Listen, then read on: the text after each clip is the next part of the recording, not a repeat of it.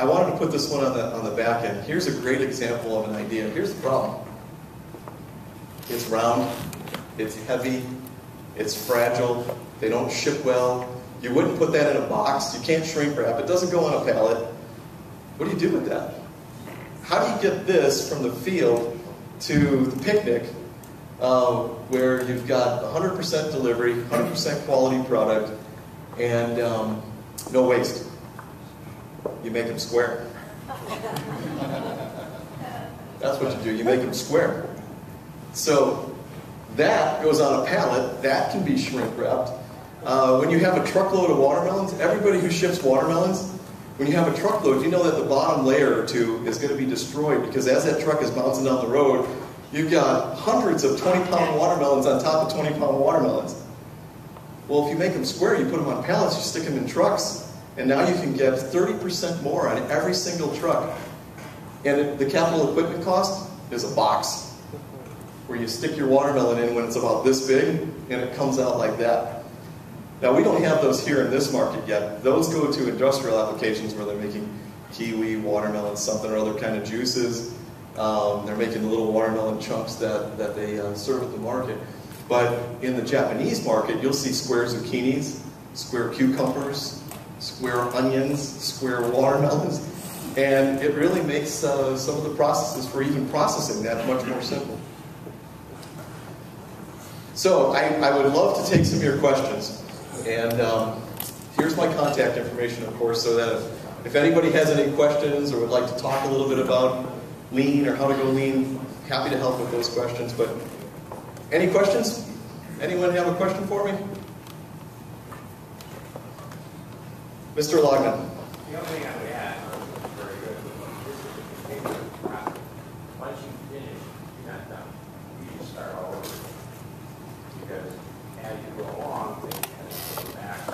You have to continually look at all these processes. That's absolutely true. And what Mike was saying is that lean is a continuous process. It really is continuous improvement. So when you think you're done, you're just at the beginning of another process. So it's a constant spiral upward where there's no end, but there's always a beginning.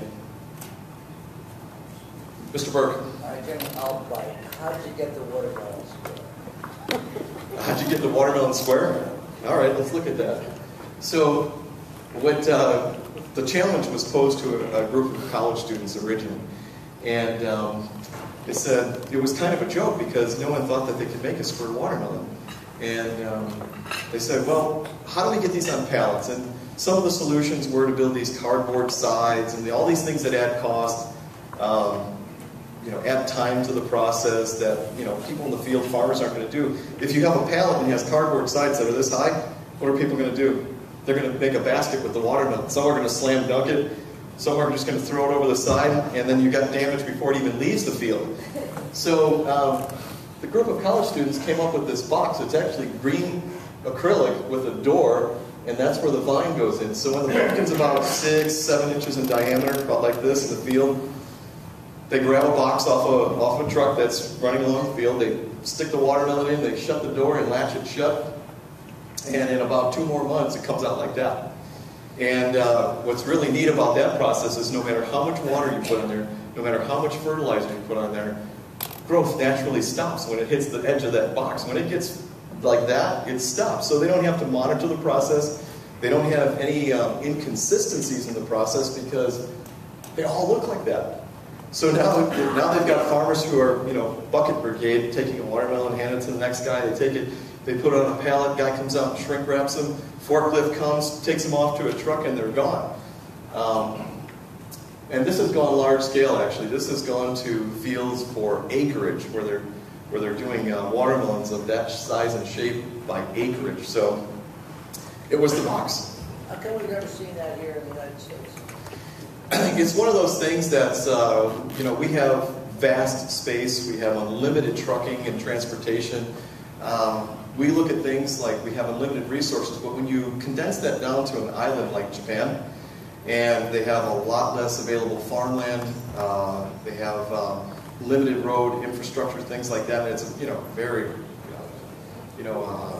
high-tech country. They think efficient, and You know, most people, this is just a bit of trivia, a lot of people think that lean came from Toyota. And when Taiki Ono was asked, well, where did you get all these great ideas? Where'd you get all these ideas to do these lean processes and single minute exchange of die and all these neat things that you came up with? He said, Henry Ford. It was Henry Ford's book I read yesterday and tomorrow, published in 1929, and it had already been 20 years since it was published when he read it. He said, that's where all my good ideas came from, was Henry Ford. Bit of trivia. Yeah, just in terms of something you said right at the beginning, what is not efficient about an FYI email to a colleague? I didn't make that rule, by the way, so, but the rule of thumb, and it is a rule of thumb, which means that it's not absolute, is that if you're going to send an FYI, don't just send an FYI, give an executive summary so that the reader can choose to read the entire, whatever it is that you're forwarding, as opposed to having to take that time to step out of what they're doing. And a slide that I actually took out of here was that in a lean office environment, 20 to 40% of productivity is lost just by interruptions. So on a daily basis, up to 40% of your productivity is lost just by interruptions. You know, so there was a poll that was taken with C-level executives, and the question started with, when you get an email, do you look at it immediately or not? And the ones that were phenomenally productive said that they look at emails at their convenience, which is sometimes every third day. Because if they need to know something, someone's going to find them. But the ones that answered their emails immediately when they got that message were far less productive because they were being interrupted, and all those processes that they would put in place for getting things done weren't getting done. But FYI emails, just for the record, aren't necessarily bad. But a good idea is to always include a bit of a summary, even a 1 or 2 sentence summary, so that the person can decide if they need to read that now. I don't know if anyone here practices David Allen's Getting Things Done. Good old GTD. Any of that? That's something interesting. If you're swamped with emails, David Allen's Getting Things Done is a great book to read. Talks about processes, lean processes for processing emails so that you're much more efficient and effective at it. Tom? You know I got something to throw. Jim, have you found any process in any business or any vertical at this point that lean cannot be applied to? None, not a single one.